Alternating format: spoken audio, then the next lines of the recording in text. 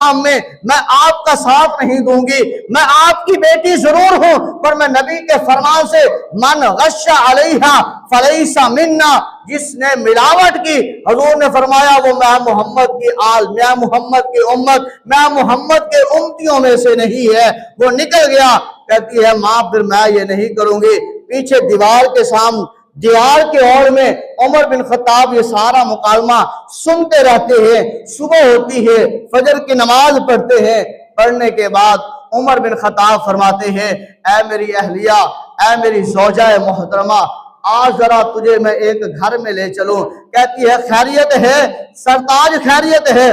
फरमाते हैं हाँ हाँ, आज हम अपने बेटे अब्दुल्ला बिन उमर की शादी का रिश्ता मांगने के लिए जा रहे हैं।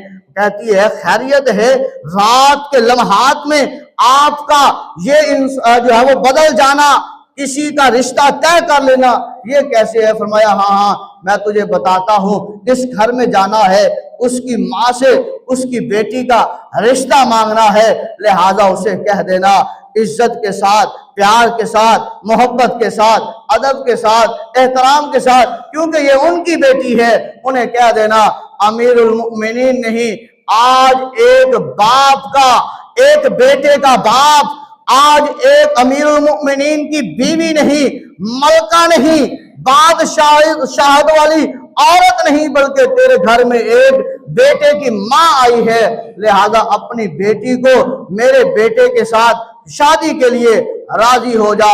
और सामने दरवाजे पर बादशाह अमीरुल मुमिनीन नहीं आया, बल्कि एक जो है वो अल्लाह का बंदा, अल्लाह से डरने वाला और मोहम्मद रसूलुल्लाह का गुलाम चल कर आया है। लिहाजा अपनी बेटी का रिश्ता मेरे बेटे अब्दुल्ला से कर दे। अगर समझ आइए तो बुलंद आवाज से क्या दें सुभान अल्लाह।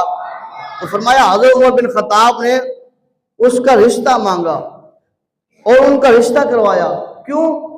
इसलिए फरमाया कि ये बच्ची जानती है वो खुदा है, ये बच्ची जानती है तौहीद को ज़ुबान के साथ भी मानती है, दिल के साथ भी उसके ऊपर तस्दीक करती है कि मैं तन्हा हूं लेकिन खुदा मेरे साथ है, माँ मेरे साथ है, तीसरा कोई नहीं लेकिन खुदा है, कोई नहीं देख रहा लेकिन खुदा देख रहा है, कोई नहीं सुन रहा लेकिन खुदा सुन रहा है, कोई नहीं परख रहा लेकिन खुदा परख रहा है। अल्लाह की पाक बारगाह में दुआ करते हैं करीम खुदा हम सबको तौहीद पर अमल करने वाला बनाए।